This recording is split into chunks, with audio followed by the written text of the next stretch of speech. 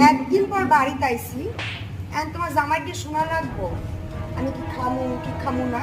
হ্যাঁ, তা বাড়িতে আইসি কিসের লোককে জামাইরে সবই যদি তোমার জামাইকে শোনা লাগে, তা আমার লিখিত পরীক্ষা করছিল কিসের জন্য? হ্যাঁ, আমি কি চাইছি না আমার লিখিত পরীক্ষা করো, শিক্ষিত করো।